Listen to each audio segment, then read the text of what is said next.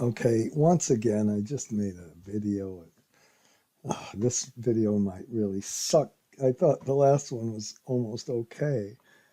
Uh, uh, this is a video about making a supply analysis with batteries and solar and thermal when you run out of batteries and solar. It's an analysis with supply and demand. And it puts together supply and demand analysis together with a financial model. That's called a corporate model, not a project finance model. And just a minute, I didn't put a bracket around there, did I? Oh, yes, I did. So this model, unlike the other videos where I made it, this model, I haven't attached the files to this yet because I'm making a couple of changes to the files. There's a financial model and a PowerPoint slides. And if you want to find this financial model, you go to Energy Analysis and Minigrid and go to the very first little page of this Minigrid, and that's that page, okay? Now I'm going to open two things. I'm going to open a financial model. This financial model is of a mini grid, and we have a standard kind of input C, input S, but then we have some demand and supply we put together. Then we go through some details. I don't know what we means, maybe you and me. We put some details of the demand. Don't pick my nose. Then we go through and match our supply and demand and come up with how much solar gets used, how much battery gets used, and how much diesel you have, or maybe how much unserved energy you have. And it's a little dispatch model. I think I just said that. And then we put all of this together in a financial model, a little financial model. It's not very big. And then at the end, we can compute some valuation, but basically compute the IRRs only if we have terminal value, by the way. All right. So I'm going to work through this model. And I have to say, please, these are small systems I'm going to look at. But that does not mean anything. You can learn more from a small system where you say, okay, let's create a utility from scratch. And when we create a utility from scratch, we're going to see how much demand we're going to have. We're going to create, if you want to call it, it's a joke, but call it a least cost plan. How much battery, how much solar should we put in? How much thermal should we put in? Let's figure out the costs of all this stuff. Once we have that built, we'll put in the CapEx and OpEx, and then see if our revenues cover our cash flow and see what our project IRR is. That could be a data center. If you want to make a data center like they do in UAE right now, they want to make some enormous data center. I think Google wants to make it, and they want to do it they have a lot of solar power in Abu Dhabi, and they want to use solar and batteries and basically have the whole thing work with solar and batteries. Right now they're using gas, but they want to convert it over. Is that an effective thing to do? We'll look at that later. I'm not going to look at that one right now. But what we are going to do is see how you'd build one of these systems from the ground up. Whatever. That's a silly thing to say. I'll stop saying idiotic things. Let's go to the PowerPoint slides. Now, I'm going backwards here. There was for these little systems, I found this incredible gift of data.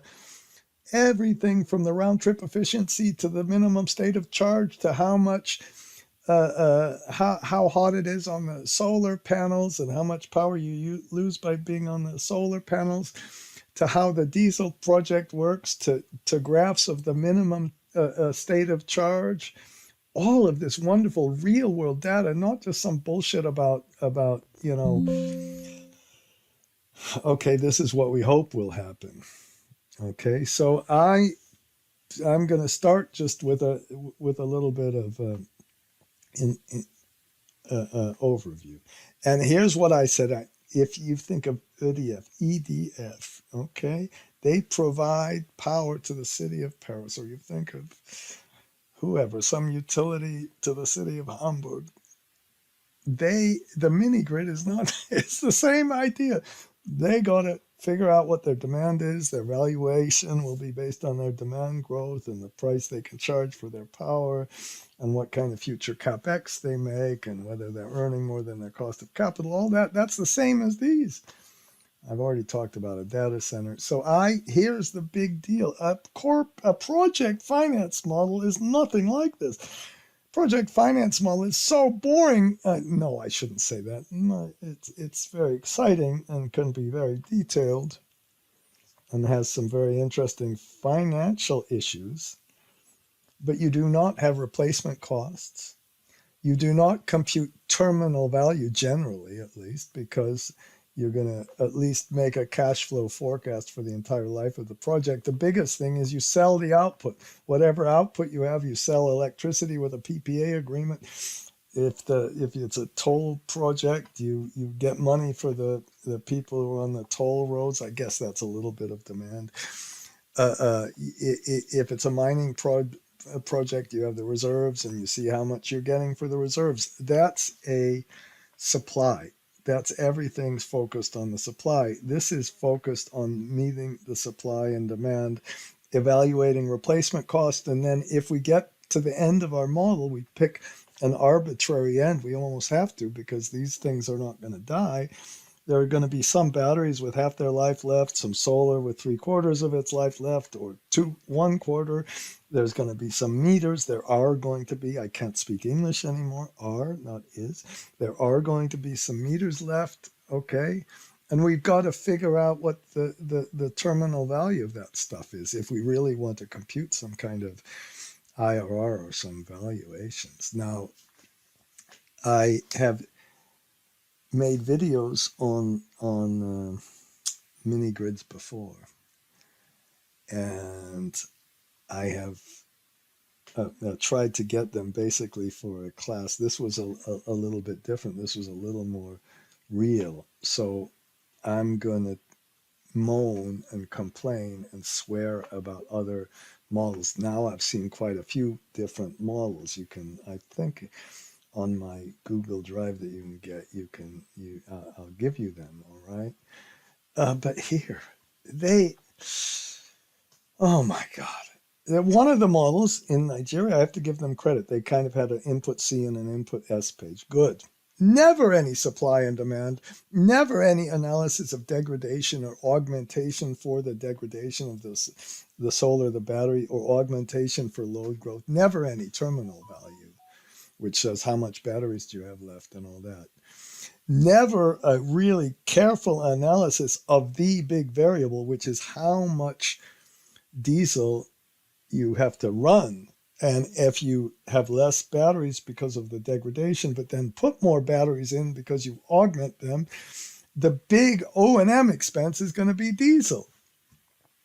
They don't show unserved energy. I could go on and on and on. Here is an example. And this guy told me, oh, this is so easy. Oh, what are you worried about? Just throw in some cost, make a financial model. And then he gave me this financial model. Look at this shit. Okay, the total users, some big augmentation, some big growth, some distribution losses, degradation that they don't use in the model. Okay, good. So overall CapEx, it doesn't split up the CapEx. Where's the diesel?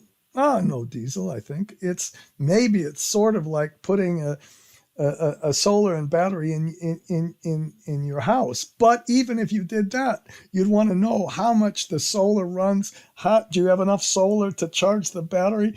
You'd have to know how it works, and what are you going to do when it ages, and blah, blah, blah. I've already talked about the rest of this. tariff inflation. And then this is their big model. He said, oh, yes, just make a financial model. 16.4% IRR, enormous IRR. If any system in the world is coming close, 20 cents per USD per kilowatt hour inflating at 16%. What a joke. Okay? No, nothing. Have we oversized? Have we optimized the mini grid correctly? What happens if we didn't have, we had different load shapes? Nothing. Nothing in these models. They make me, well, okay, enough of this. Now, I'm going to show you some presents I received, okay? And the presents I received are a couple of cases. These cases, there are a couple of actual mini grids. Now, these have only been installed for a while, and this is public data, I understand. Okay, and so this one, they put 200 kWp in for the solar, they put a diesel in, they put a battery capacity in of much bigger than the solar, so they obviously were trying to get some of the solar and discharge a lot of the solar at night, and then they have 835 different customers, okay? And they showed kind of what the people using, they gave you the daily energy. You can take this daily energy, multiply it by 30 days in a month, multiply by 12 months or something. That's about, well, whatever, get to 365. And this is about the amount of energy if you kind of annualized these last few things. So we have the demand, and we have the basic elements of the supply. And then let's skip to the model. So what I'm going to do now is go back and forth to this model. I just took a little peek at the daily demand they gave, and the hour by hour, or maybe second by second irradiation, and then how the solar panel is charging the battery, what the state of charge of the battery is. This is from the model, some outputs, what the temperature of the battery container is, what the heat rate on the diesel is, and finally, what the tariffs to support all that are, okay, and whether that can be financially kind of, that can work financially. So again, I'm going to probably repeat myself way too much, but here is, because the thing I'm going to repeat is this could be for some fancy data center analysis, or some other kind of mini grid you want to make for a particular office complex or something like that. Okay, so now let's just talk about this. Now, it's really upsetting in a way, but I'm going to go through some financial modeling ideas. I showed you where to get this file. Okay, I'll do it again up here. I showed you where to get this file. And the idea is not for me to go through every calculation, but to give you some ideas and allow you to think about things and allow you to be much more creative with your modeling. Now, there are a bunch of different case studies with different solar sizes relative to the customers. So we've got 835 customers, then 1,000, and only 231 customers, and then 400, and then we go over here. I've got a bigger system, okay? 26,000 customers, okay? And for each of those customers, we can make a downside case and a base case. And the basic thing we always start with is we put a scenario number in here. And this over here, what I do these days is make a little thing called forms. I don't know, maybe it's much better, but we use the wonderful thing where you don't have to press Shift Control Enter anymore. You just put equal transpose, not translate. And then you need to get a little drop down box. I was almost going to say obviously, which would have been an asinine thing to say. If you knew that that was obvious, you wouldn't be watching this video, most probably, okay? You just take that, and then you go to the Developer tab, make a little drop-down box, and put all the names in there. They've got to be all here. I don't know why I have one extra. Who cares? And then you go back and forth to a different sheet and put in, I guess I put that as the input. Okay, and then this is our input C. Now, one of these models I said did have an input C, but it didn't use the input C to make scenarios. This is one of the things I've taken from other people, and I never used to do it, and I'm embarrassed that I never used to do it. And by the way, I put a little spinner box so we can adjust the size, and you can see, oh, if we put little more solar, more batteries in, and all that, how does it work? Now, so this is when we just looked at that system we were just looking at. Now, if you go to case number 1, this is just conditional formatting, and in the other video I did the conditional formatting. If you wanted to, do you see where it says down here, conditional formatting? I'm not going to clean the conditional formatting. I hope this works. And then I'm going to reset this. And then I'm not going to remove the conditional formatting, okay? So I'm going to continue, and it left it there. So if you use this generic macros, part of what I'm showing you is please use the generic macros once, because I wasted so much time on this.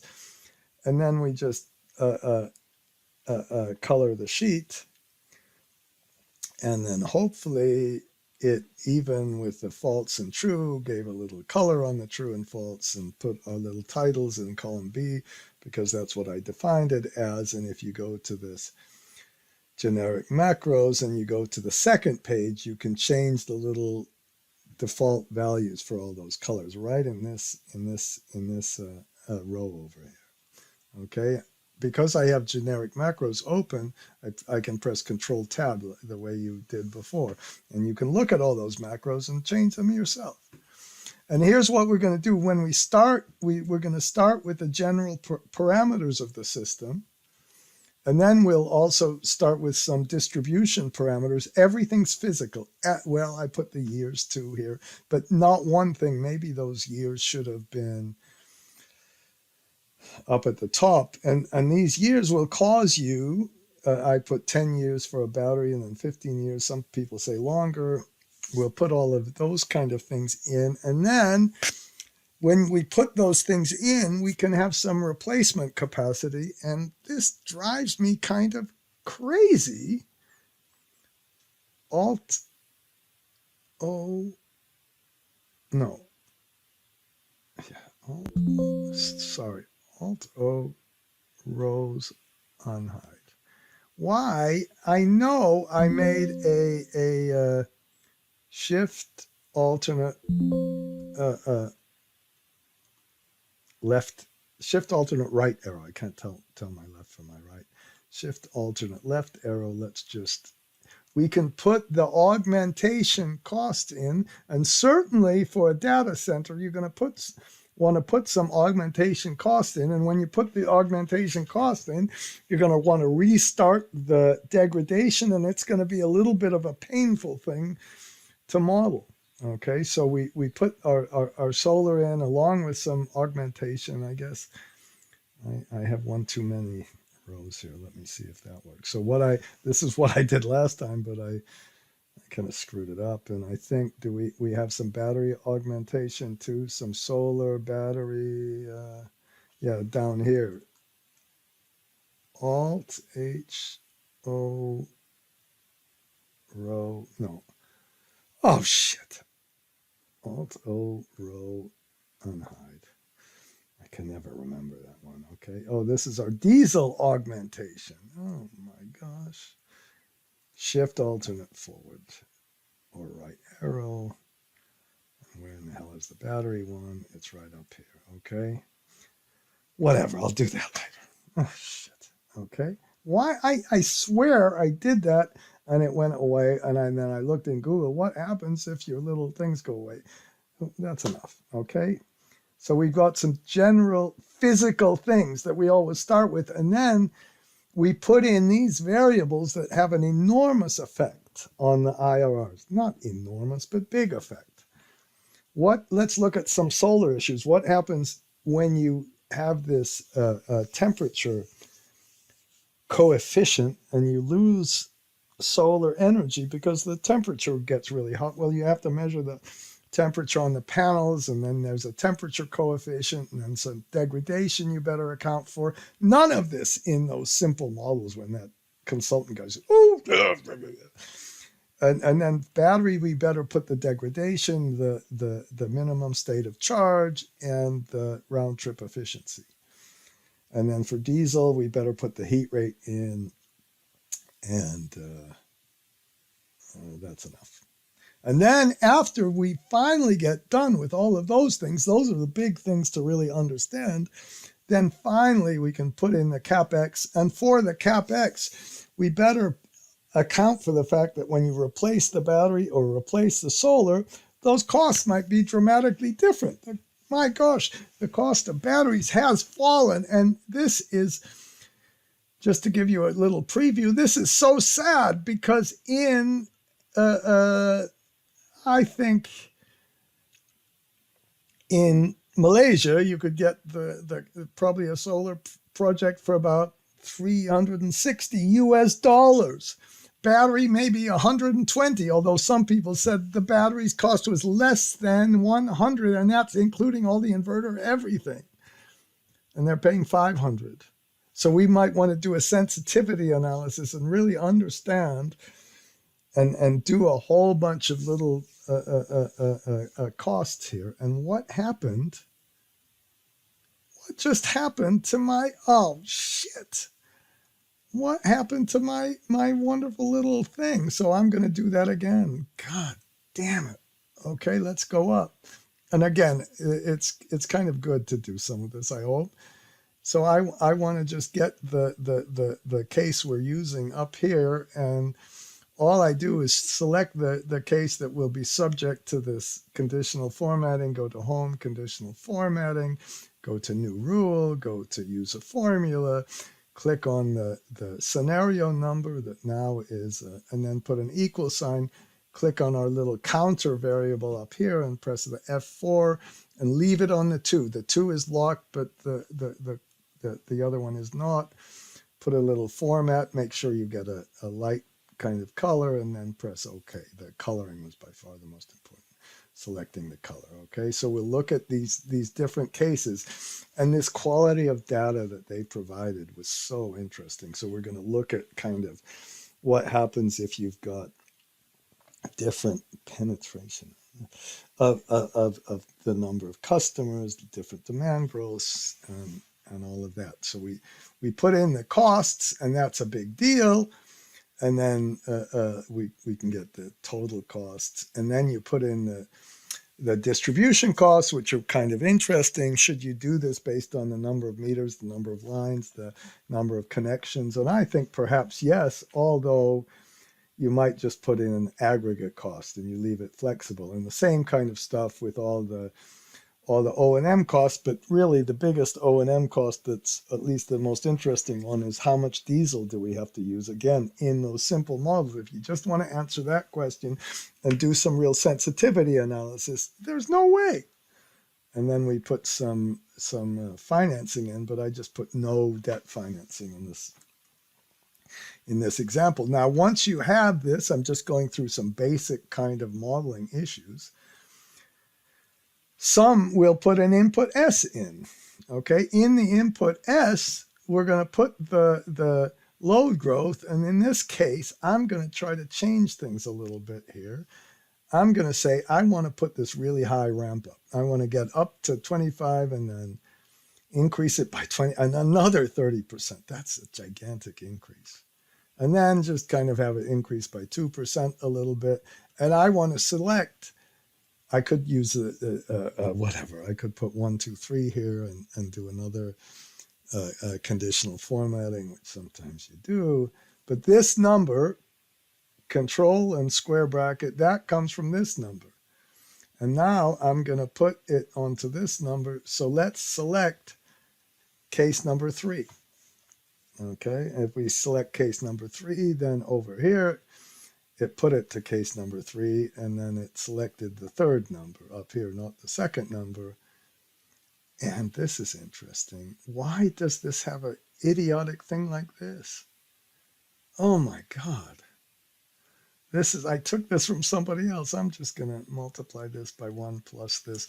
I suppose I won't do it in the very first thing. I see. That's what I didn't do before. So this is good. I get to find all these errors I'm making, okay? And so we have all these kind of time series variables. And then the other time series variables we have, if you go up here, if you put equal sequence, and then put, let's just do columns, and then put 24 hours, but start in 0, because sometimes that's how you measure it. Let's put all these different demand patterns in. Once we put all the demand patterns in for the different systems, now what I did up here, sorry about this, I said, okay, well, let's just choose which one we have. Again, control square bracket and say, okay, that's the demand patterns, and I'm going to talk about that in just a minute, promise, in just a minute. So we can use this is for the first system, the second system, the third system. We can look at all of our different systems. Okay, I think that covers the basic kind of stuff. And then when we do our analysis right now, you can see, oh my gosh, the usage is skyrocketing. And how are we gonna get this usage into our system? Now, I'm afraid I did a little bit too much. I really am, but let's leave it. Let's leave it. Because later we can change it, and it'll be kind of dramatic. So this is our demand. Then we're going to take this demand analysis we have and make sure this demand analysis is consistent with different shapes during the day. And here's the kind of demand pattern I had. It's got some here, maybe this isn't quite what the thing showed. So for different months, I tried different kind of numbers. Actually, that first month I don't like so much. And then we're going to go through an hour by hour dispatch where we go to PVGIS and get the solar irradiation. After we get the solar irradiation, we put the temperature in. After we put the temperature in, we get the we're going to put some adjustments for our temperature coefficient and get the amount of solar produced. It might look complicated, but it's not. And for people who kind of object to this hour by hour analysis as if it's something fancy, I go crazy. How can you possibly understand batteries and solar without understanding what happens in every single hour? Okay, how can you possibly understand that? And eventually you get to the dispatch, which says, okay, here's the demand we have. This is where the dispatch starts.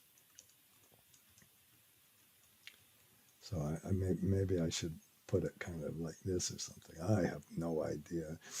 And when we do our dispatch, I'm coming back to that, of course, then we say, well, how much generation do we need? How much of this generation can we get from solar? And then we're going to charge the battery, and how much can we get from the battery? And then after we see how much generation we've made, how much generation has to come from diesel. Now I'm going to change all of this.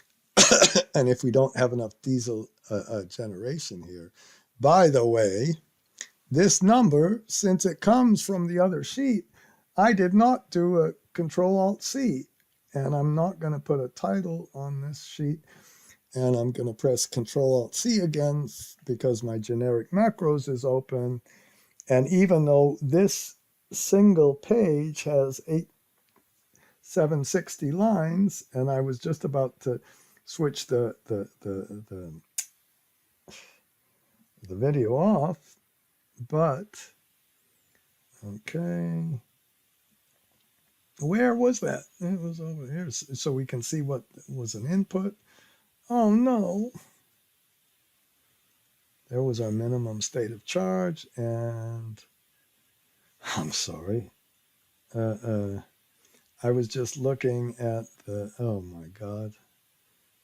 Oh my God. This diesel capacity, it should have been blue. Oof. Okay, I'm going to leave that for now. Oh my God. Okay. Oh, that's such a big deal. Okay, now, then we're going to take all of our supply and demand data, combine it with the CapEx, combining with the OpEx, and do our model. Now, I hope you don't turn off the video right now and say, okay, I can do this. I'm so smart. I can do it. And you are smart. I'm not saying that. If you even made it to this far, you should get some kind of special prize or special reward. I don't know what kind of prize I could think of giving you. I'll give you a badge. Well, I won't really, because I don't have the budget to make that. All right, so now let's go back and see some of, with that little introduction, let's go back to our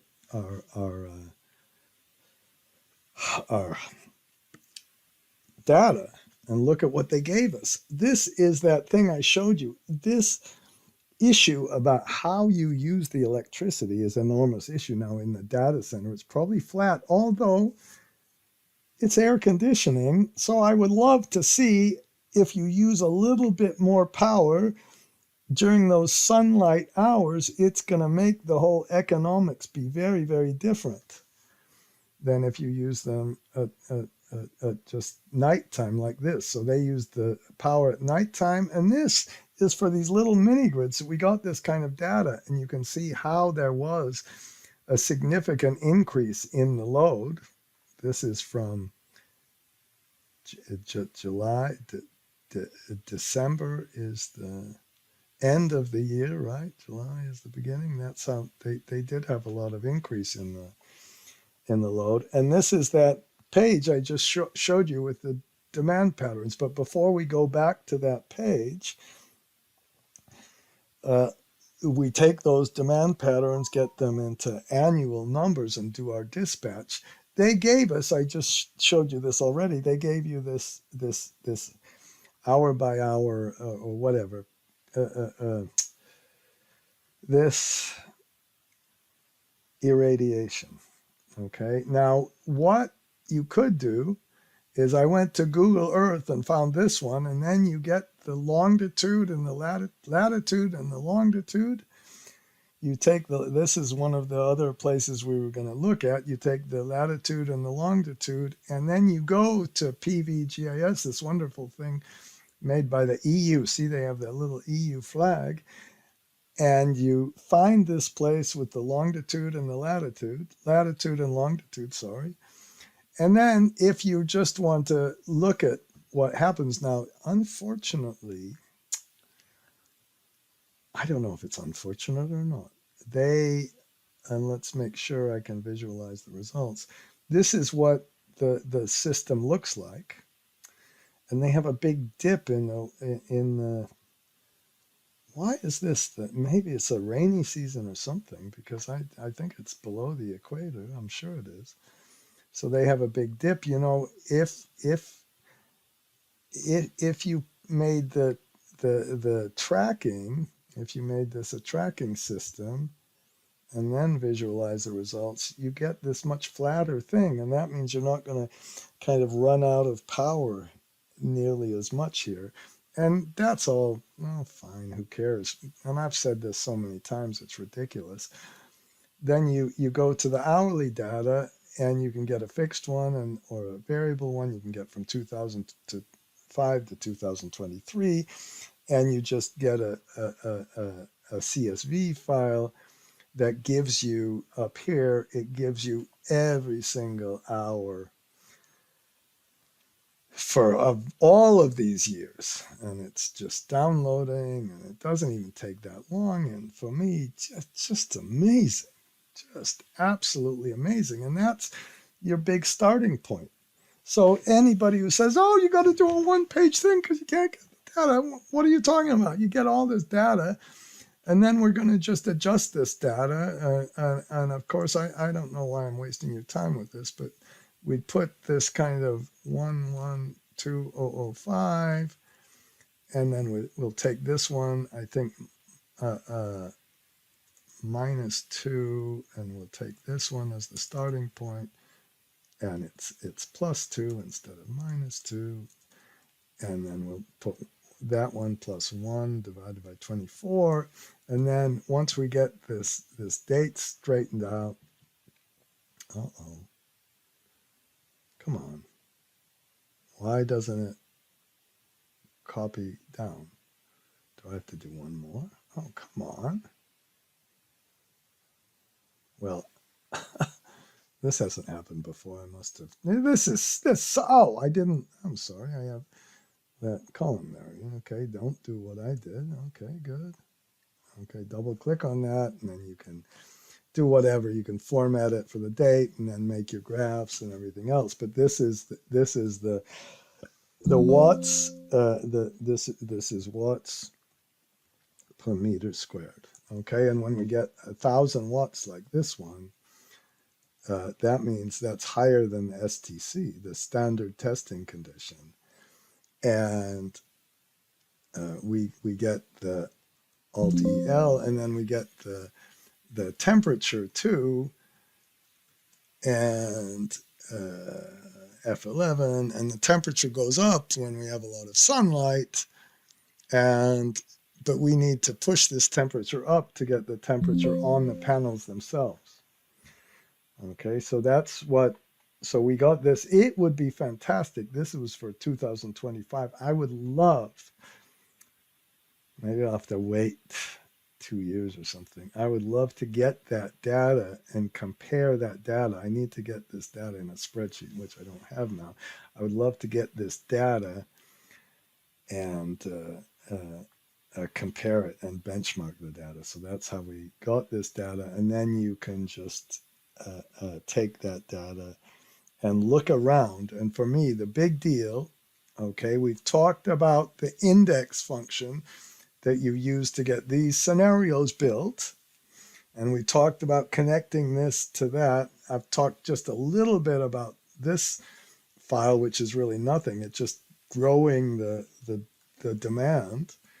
I haven't put the supply together with the demand. I've discussed this a tiny little bit, but once we have this data structured like this, and what I did over here is got all these data for the different kind of places, just copied it and pasted it. I just took 1 year. I got to tell you that the solar doesn't look very different year to year to year, and the file would get really too big if you put every single year in and put these equations in every single year. Data takes quite a bit of storage space in a model and slows you down, but nothing like putting equations together with the data. That's what slows you down. Any other thing is a bunch of old wives' tales. If that's politically incorrect that I say that, I'm sorry, but it's a bunch of bullshit. That's what makes the models big. It's not something like this. If you put up here, if in this index function we make this equal index, and we take it all the way over to here and all the way to the very end, and then go up to the top. That does not take any more space. It does not make your model slower. And the way to test this out is to make a model with like tens, just make some model and then copy the 10,000 lines over and over again, put it with this length, without this length, and then you test it out. I know there are fancier people who say, oh, what's the CPU and all that stuff. Okay, so we're in this one, and then what we do is the very first thing I do is I make a little thing here that says, let's just take this. This is the month. See, I'm doing, this is the day, I think, or is it the other way around? Let's just see. This is the year, a month, and the day. Sorry about this. This is the day and the month, and I'm not going to waste time showing you the spinner boxes. Okay, and then once you have this, you can get the kind of thing started by saying, okay, let's look at this for, instead of August, let's look at this for October. Let's look at this for September. Let's look at this for August and all that stuff. And let's look at this for different days. And oh my gosh, you see some rainy days there, okay? And this is our first system. And what's going to happen if we have a couple of rainy days and we want the power? Well, we're going to have to run the diesel plant. And then that's going to cost us a lot more money. And how can you do this kind of analysis? How could you possibly dream of doing this kind of analysis without getting some of this data in? And I don't care, what if somebody says, oh no, we've got fancy engineers, we're going to do that. Oh, come on, do it yourself, because you can then understand it yourself. Okay, so that's our starting point, and I just wanted to show you this hourly analysis. Now, once you get this date in here, you just take that date, add 1 divided by 24 to the date, and you just get it for 1 week. And I don't know if it's better to present this 1 week, 1 day, or even 1 month. I didn't even do it for 1 month. And then we're going to put how much solar we have, how much electricity we have, what the solar production is. We're going to go through that all, how to do this and how easy it is. What's the battery discharge, and how much diesel do we need? And we can do it for different years. And the way we do it for different years is all of these parameters that drive this whole page come from finding this in the annual demand sheet. There might be way better ways to do this. And so then we see, oh no, look at this. If we go back to, now I just put a big increase in the demand here. Not that increase. So we can see what happens on different days. We had to run some diesel, and if we have different days, we can run different diesels. Now I don't know what the best strategy here. Probably for me, the best strategy would have been for this system, if it's going to grow that fast, just get the thing started, and then as you need more power, augment the power. That's a corporate model. Okay, and you can also look at this. Oh my gosh, that's a funny little solar thing. So we didn't have that much solar. I almost should start here and go to the next day, shouldn't I? But I'm not going to worry about that right now, or put a day and a half here. Okay, let's look at a different month and kind of see. In this case, we had enough solar to make it all. And if we have lower load growth, we'll have this. But we have to wait, because I haven't run the supply and demand. I'll have to explain that in just a minute. Okay, so that's a little bit of this, and where I was in this analysis is we got here. Now this was fascinating too. They gave us the production of the solar power. Look at this. If you look at this, and you got to remember, if you go up here, the amount of the capacity of the solar, I could have looked there just a minute, but was 200 kWp. Okay, and they said, and this is crude, but this is how you can think about things. They produced a little more than 160 here. Now what happened is, if you look at this red bar, they produced the solar power, but then they charged up the battery. The battery is fully charged. They didn't have enough load for the solar, so they basically wasted solar over here. That's what they did. But then it seems that the load growth increased, and when the load growth increased, you had enough use of the solar, either from charging the battery or making the load growth work. Whatever. If I can't get words out, I'm sorry. Here they've got 160 production. Remember, the capacity was 200. That means they're getting a performance ratio, even in the very hot kind of time of the day. They're getting 82% performance ratio, which is pretty impressive. But can you start to see what we're getting now? I don't think I emphasized this quite enough. But this was a fairly flat load, so you're going to use the solar to meet this load, and then you're going to charge the battery and use hopefully the discharge from the battery to meet this load. Okay, this is a little system. Could you just, the quality of this data or the amount of this data was wonderful, because the next thing, they even showed you the state of charge. And this was kind of the first month. Now I've got to look at this a little more carefully, but they just discharged the battery down to 70%. This is less than one charge. I suppose if you're using 30% of the battery, it would take 3 days to get one cycle. That's how you measure cycles, and the battery of the lifetime of the battery would be longer. But then once the system grew a little bit, then you got down and they show you kind of what the minimum state of charge is, and that's a big deal.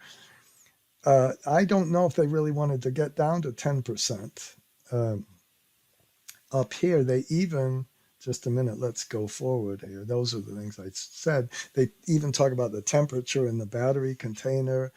They talk about exactly how the diesel works and how many kWh you get for diesel, which is the heat rate. So you figure out how much diesel you have in kilowatt hours, but then you have to figure out how many liters you have, and then you take the liters and multiply them by the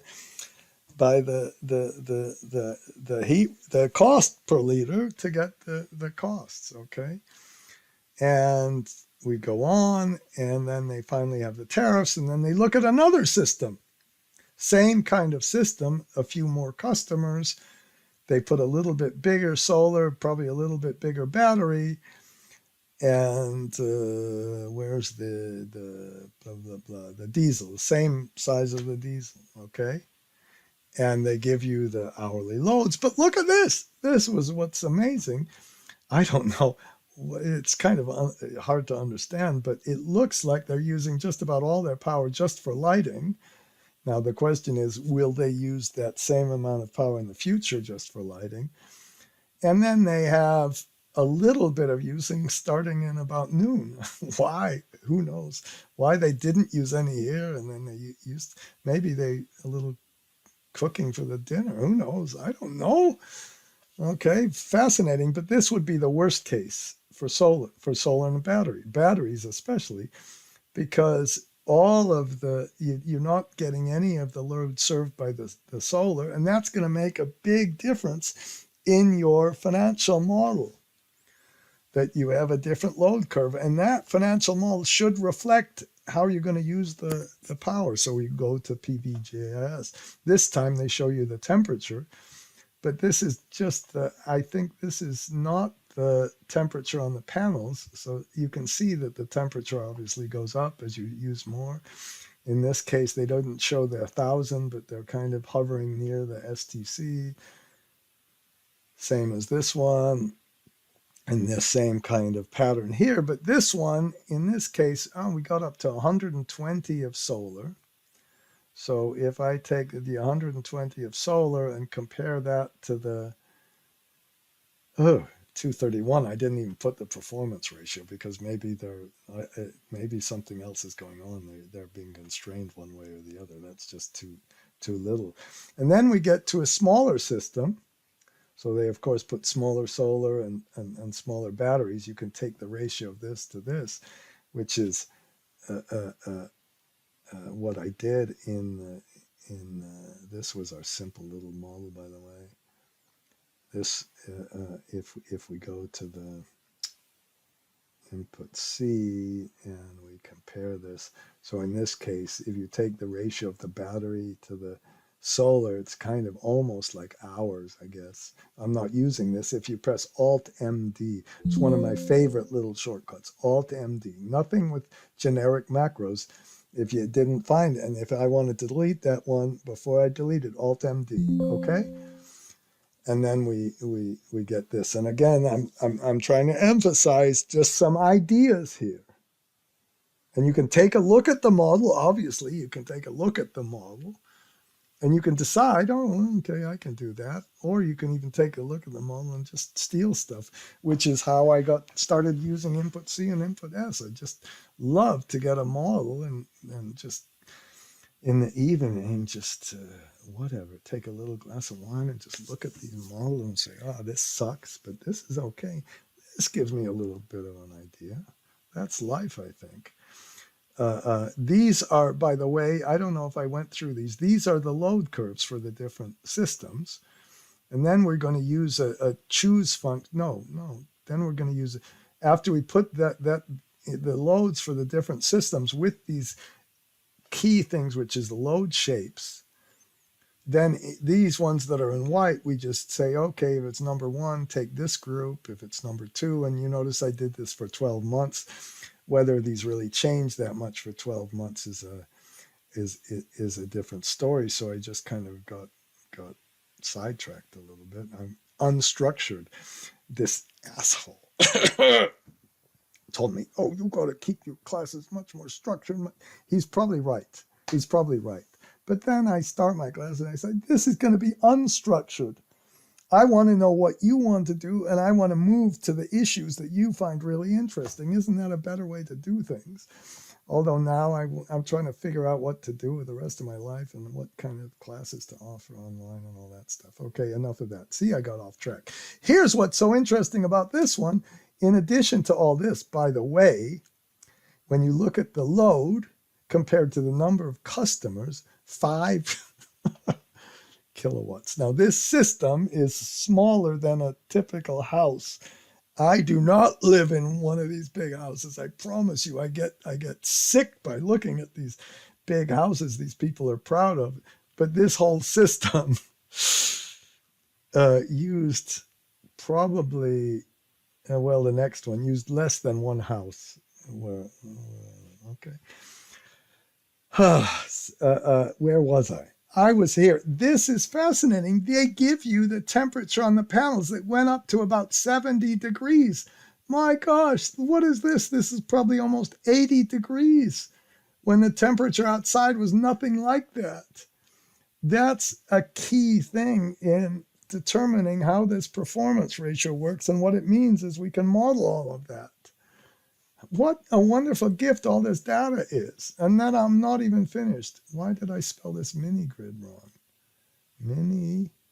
Do I have to put a dash here? I guess.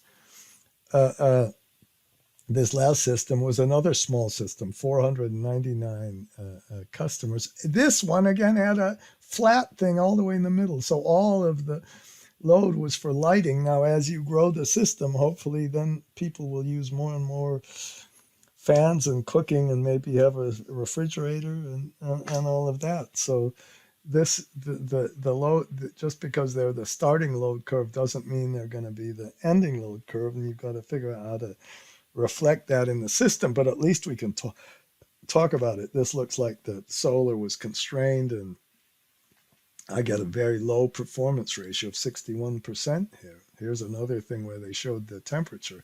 Fantastic. And here, oh, look at this. This is so sad. This is the load down here, and this is the solar. It's obviously way, way oversized, which means you spent a bunch of extra CapEx and you made a system with excess capacity.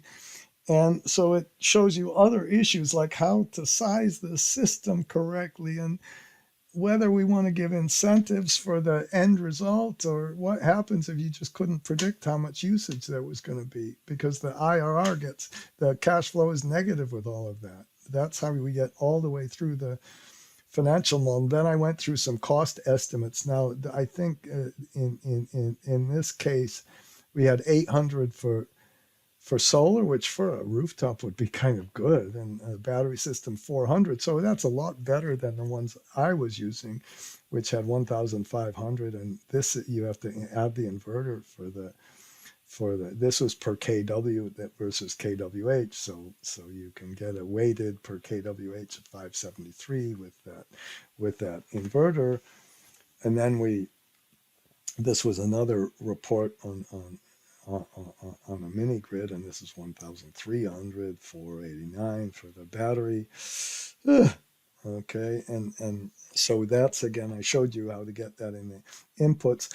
You know, the for me, a big challenge is getting some decent benchmark data on the distribution. This one had some kind of cost per line, cost per connection, cost per transformer.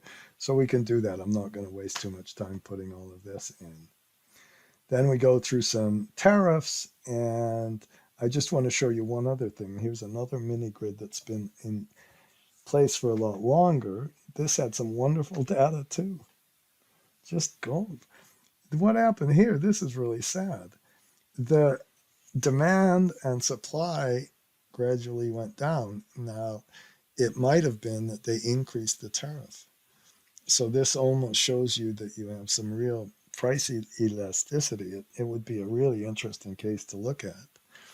But by having the consumption and the generation is more than the consumption, you can back into the actual line losses. So instead of just putting an arbitrary line loss a number in there, you can put some real data. And this was the amount of solar they produced during the day. This is really interesting. This is the batteries. It didn't degrade much, at least in the first, this is 2021 to 2024. That's kind of interesting.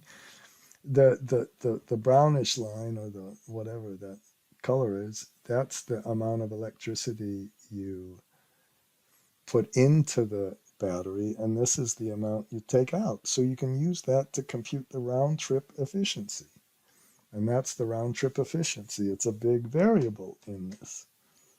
How could you possibly do any of this analysis without this? But when you get this kind of data, how wonderful. This is the line losses. And then I've got some other things. So now I'm going to move to the model. But you know, what I have to do right now is I have to take a pee. Okay, I'm back. Oh, that's all right. Where I'm recording. Okay. So let's look a little more in detail at a couple of these calculations. And again, I'm sorry to repeat myself like this, but I just want to give you some ideas. Now, all we used is the index function here. When we go to this hourly analysis, I think I didn't tell you that you just use this lookup function. And then once you use this lookup function, I don't know if I can just, if I can take all of these for the week, and I just press, I'm not sure if I made too much, you know, I just press F11 and then I move these around and adjust the graph a little bit to get our picture. Okay, and let's delete that graph. Okay, and that's all with the lookup function. And the way the lookup function is, you just take this date up here and you look it up on this date, and you use the whole columns, and you don't mess around with your F4 thinking you're so fancy because you can press the F4 so quickly. I'm sorry, I get irritated by little things like that. Okay, and then, so let's just walk through and see if I can explain the model. So for me, it's a little bit of that. So remember, let's start with the demand. If we take the demand, we said, okay, this is our starting point for demand. And you could say, and you would be right, why didn't you put this demand up here and separate that, first put demand and then put supply? And you would be exactly right. This is how much you use per customer with this starting. This is just the starting point demand before we grow. Now, this number, look at this, 3. Oh my God. I worked a lot on trying to change the rate structure in a place called Chicago, where they have a lot of kind of low and moderate income people living in apartments and a bunch of really rich people living in really big houses. But they have a price of electricity that declines, not increases. It declines the more you use electricity. And a low usage might be about 200, maybe a little more. So 25 kilowatt hours per month is kind of remarkable. Now, once we do this, okay, there are a couple of useful macros, I had to say, well, look at what we did. We put this is our hourly demand, which I just did alternate an F1 over here and got the pictures of the hourly demand for different hours. I assume for different months they're different. And again, this, if we really were careful, we probably should have done this for different years as you grow into the system and get a flatter and flatter load curve, perhaps, and not just all lighting. Okay, but the problem is when we added all of our monthly demands, this just adds all of these two to get these together. Now, I love to use F2 to see what it's going. Maybe I should have kind of inserted a couple of rows somewhere and put the January, February, March. This just adds, I hope it's got 12 little things here. But when we just took this demand and took it for, so this is for 1 day, you multiply it by 30 to get it for 1 month or whatever. 365 divided by 12 is, what is 365 divided by 12? Why do I not know that? That's 30.4. I should have multiplied each one of these by 30.4, I guess. So up here, I think I multiplied it by 31. Oh, I did it each month, so that's okay. Okay. And then, but when we add up all these loads, okay, you don't get the amount of loads you were looking for. This is the addition. You add these loads up and you get less. You get whatever. Less than this is the target demand where we wanted to grow this demand each period. So the way to resolve this is you can make a little goal seek that says, okay, let's, instead of this, to get our demand decreased here, let's put 80%, something like that. If we put 80%, then we're getting kind of close. And if we put 70%, we're getting there. And we're going to do this until this difference goes to 0, which is a goal seek. But when I did this difference to be equal to 0, I had to kind of go around the goal seeks. I had to do goal seek, goal seek, goal seek. It couldn't just be one. It's got kind of a circular reference. So up here, you just make a macro. And you just, this is the kind of thing Excel doesn't do very well. You go around and you go for around all the years, and then you make a little form that says we're figuring out the demand for this year, and you do until the difference gets to be 0, and you keep doing the goal seek. It didn't work with just one goal seek. I can't even tell you why exactly. So step 1 is once you get all the data in, you press this button to resolve the demand. And let's do it for 1 year, and it says 1 year here. Can I move this? I can't move this.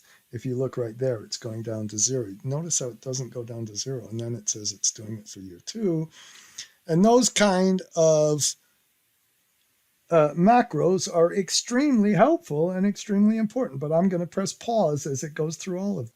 Now, the ratio changed, which means this was the numbers we put in. I used the transpose function, and remember nowadays you don't need all that shift control enter with the transpose function. So for 2027, when we want our target demand that we wanted from our load growth was this, we get exactly the same amount if we take each of these hours and multiply it by 97 point whatever percent. You see that?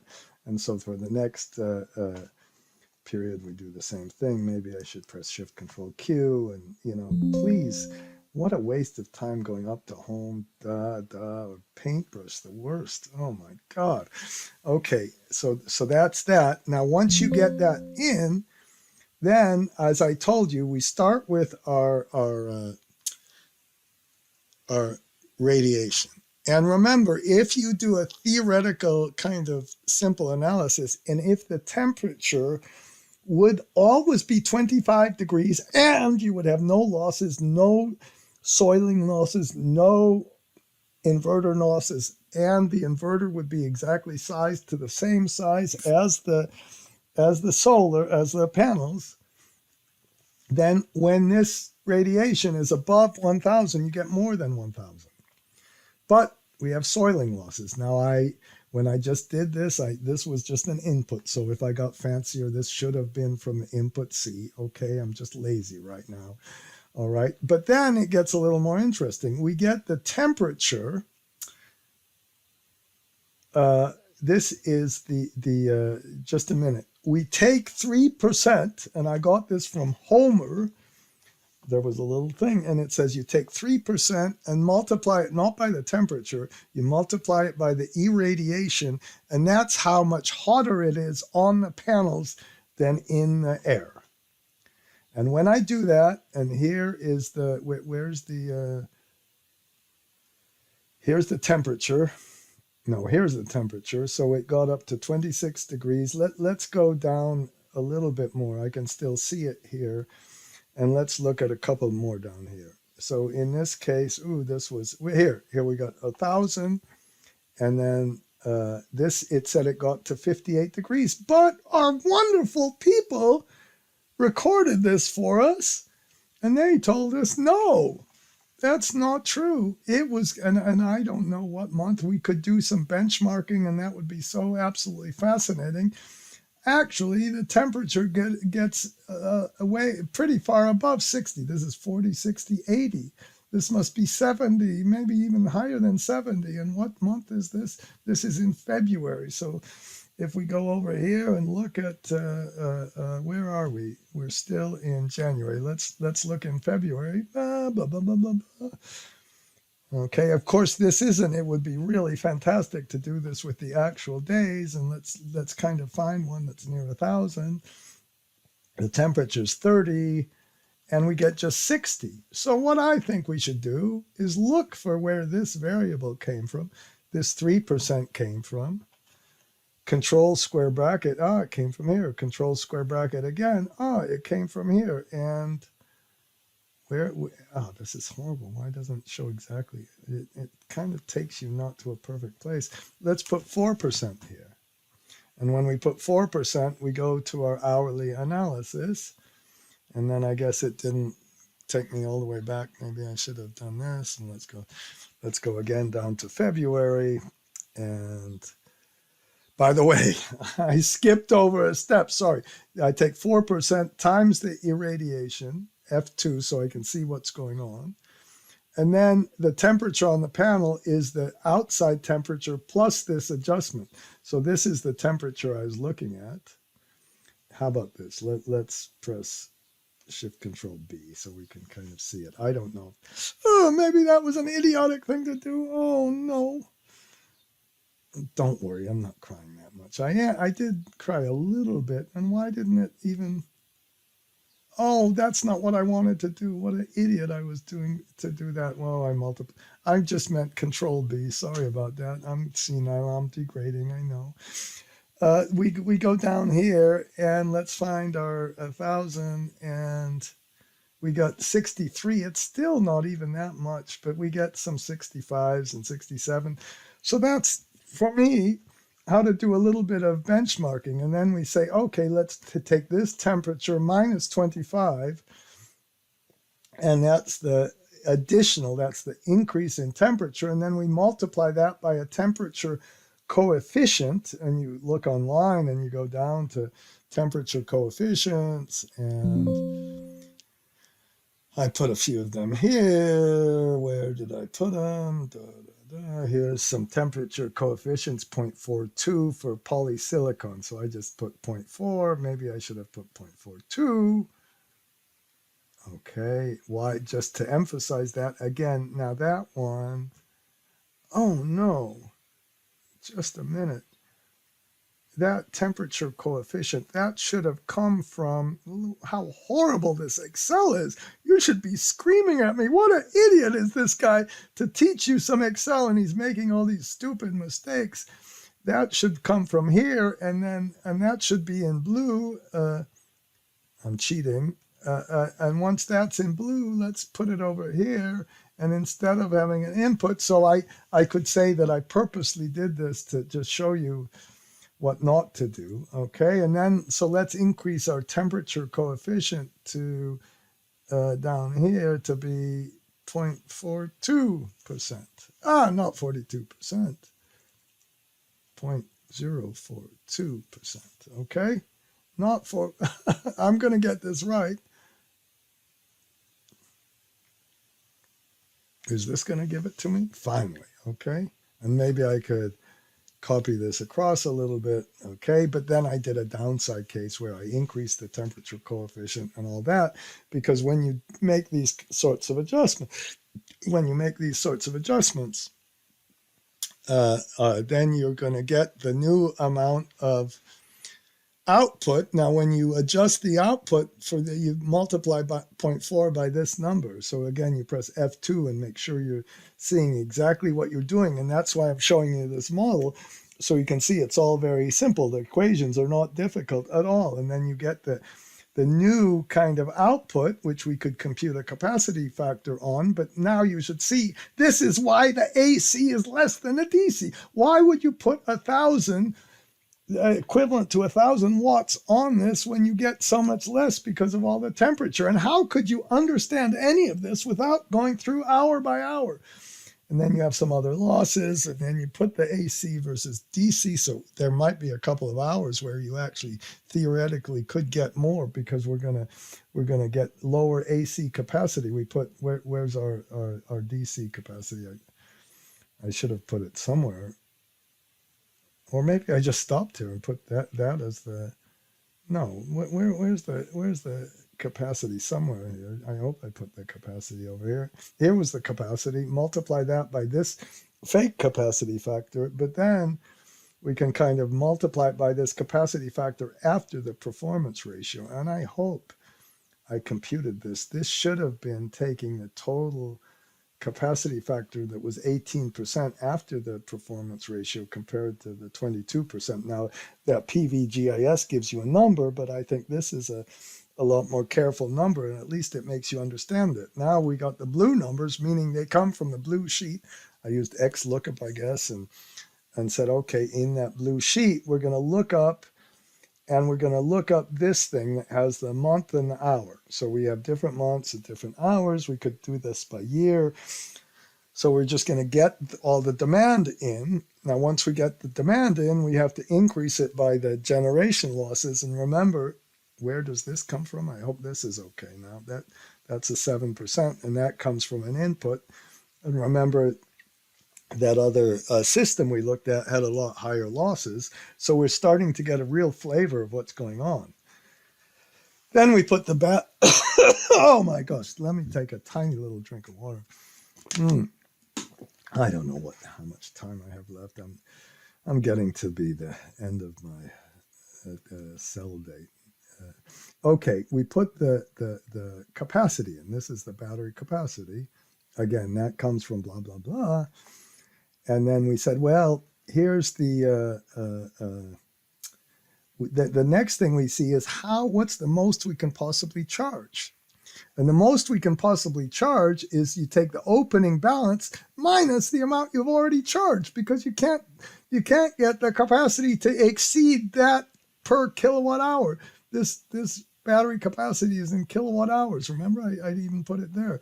Maximum charge is in kWh. Too, and I would press Shift Control D, but I can't, so I'm going to press Shift Control R. And then we compute up here, we said the minimum state of charge. And remember, they gave us some data on this minimum state of charge. And if this is 15%, that means you get less out of the battery, and you cannot serve the system the way you did before. Man, is this cool. This little tiny system can tell you so much. That's why I'm afraid I've got to change the title of this video. Nobody's with me right now, I assure you. To say something like, whatever, we have to put data centers in, or understanding battery systems, really. And then what we do is we say, okay, we says, well, what's the maximum discharge? The maximum discharge is your opening balance, but we have to leave this amount in. So we subtract the amount that has to be in the closing balance. And I wish I could explain that better, but I'm too stupid. And okay, that's our opening balance. And then what we do is, where did we put, I didn't even show you this. The first thing we compute is how much extra solar do we have over and above our demand. And then we put how much solar do we need from discharging the batteries, or how much battery do we need to discharge. So that's just a little maximum statement. And everything is done with a couple of maximum and minimum statements. No if statements, please, no if statements. I beg you, no if statements. So up here, we should put maybe the battery balance.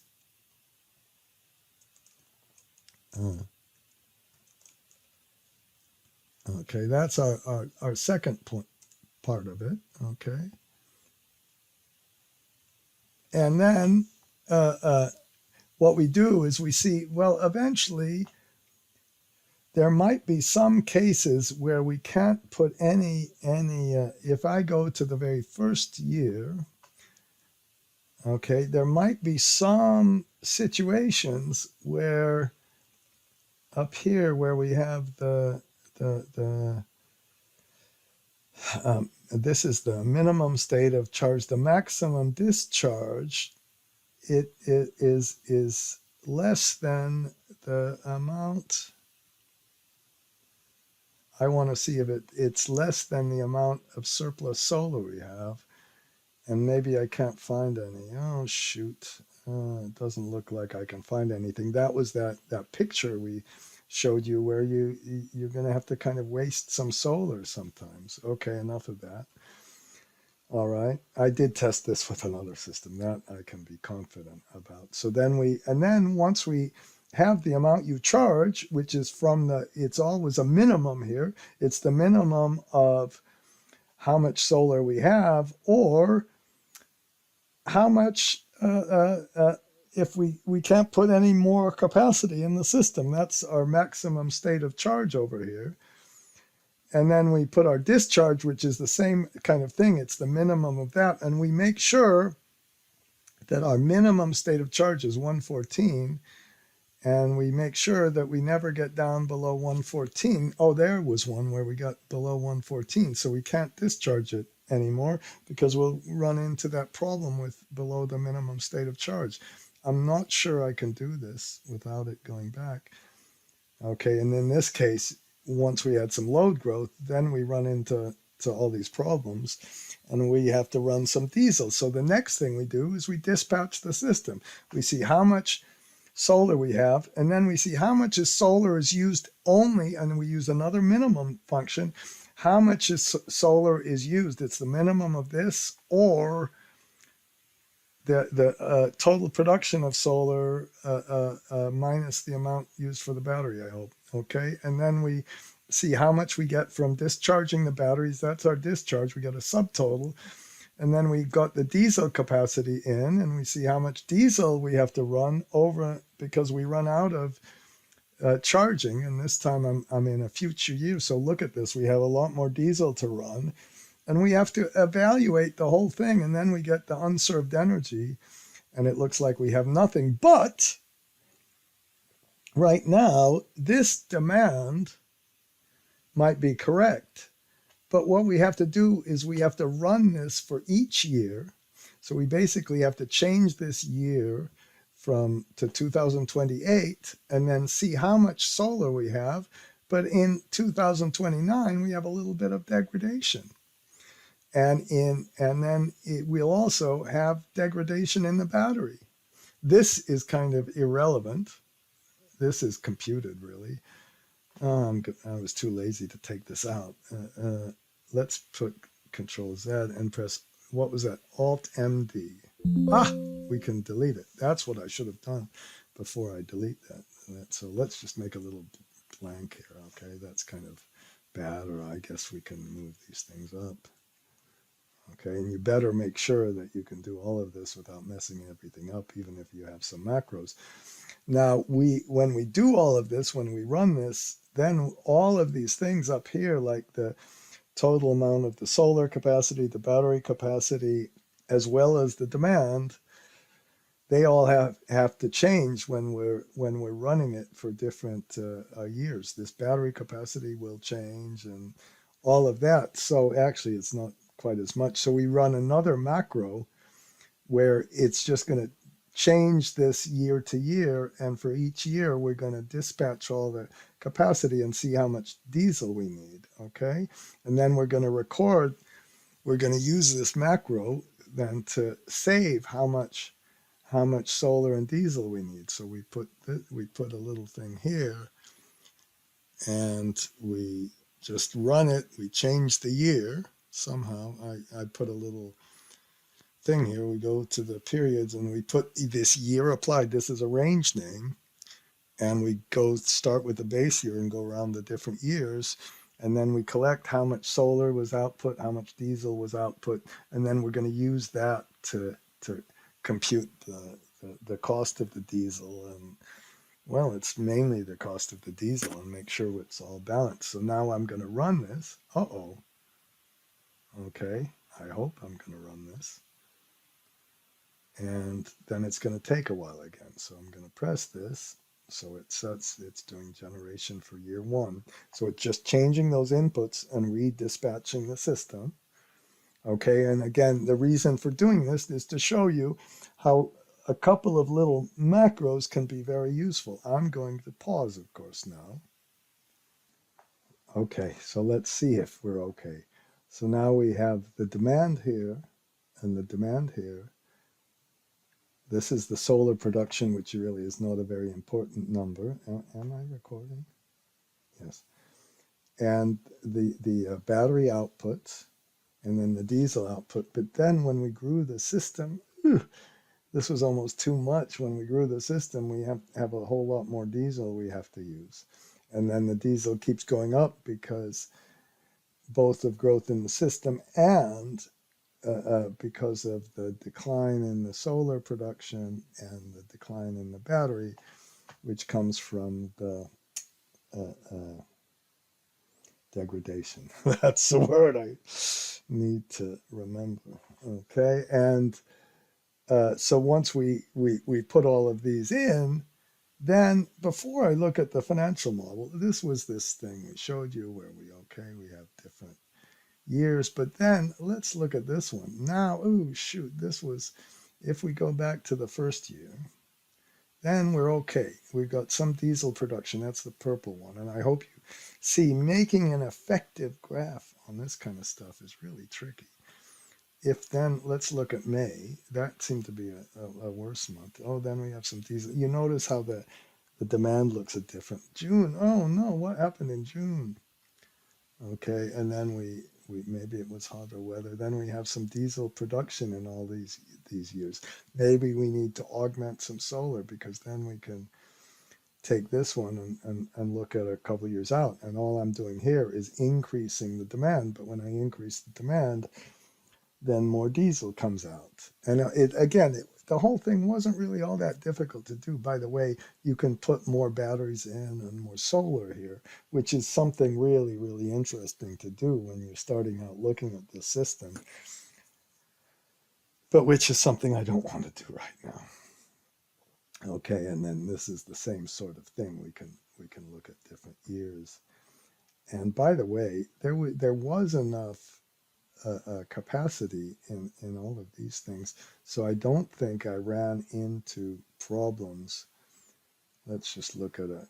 Let me, maybe if I increase this a little bit more, I've got to make sure I didn't do something wrong. I'm not seeing any unserved energy. Okay, let's look at a couple of these other, maybe I'll look here. This was a pretty good month for solar. I think the worst months, remember when we saw the graph, the worst months were kind of in July, their winter time, I think. I don't know why it would be. It must be the rainy season or something that happens. I should understand that. You can see there's less solar, but I don't see unserved energy. I'm kind of a little bit worried that we have too much diesel accidentally. I'm just going to check the hourly analysis. And up here when we don't want to see this thing. Up here when we go around to the dispatch, this is the dispatch, this is the diesel production, so this is the amount we need. And I guess, oh, this one, no, I thought this was 141. I can't see. I'm not seeing above 100. If this was above 100, then we wouldn't even have enough diesel to make it. Now, once we go to the financial model, we start with our demand and put the supply in, which we don't use that much. But the one thing we really do use is after we use this diesel generation. And we're going to get more tariffs. And the ultimate thing you would do if this was a data center, you would increase the tariffs, or you would put it the kind of tariffs you need to charge just to make sure it works. And then you could compare this with all sorts of things like buying from the grid, and then of course here I'm at the right level. If we can get this to be Malaysia 360 cost, or maybe about 400 or something with a tracker, and then if you can get this battery cost down to about 100 or 120, then you can and then you can see you still might need some backup. There are going to be some rainy days. You can put all of these things together plus some replacement, and notice how I have replacement. Now I have an option here to replace the capacity or not. Let's not replace the capacity. It might get too depressing when we replace the capacity. And when we replace the capacity, we should replace it much more, and we should augment it and do all those kind of stuff, which required all those little flags and gets a little bit more complicated. And this is our distribution capex, and this is where is my O&M? Oh, come on, just a minute. I'm going to find it. Operating expenses. There's the amount of diesel production. There's the amount of liters we have. And so this is our 12,000 in diesel cost that keeps going up. Okay, and if we look down to the revenues and then EBITDA, you can see that I hope the biggest expense here, this is one where I did aggregate. Let's do cost details here.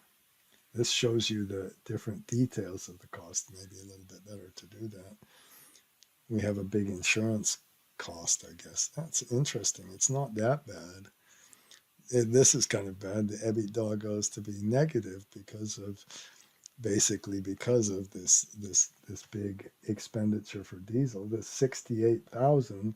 Let's just compare the 68,000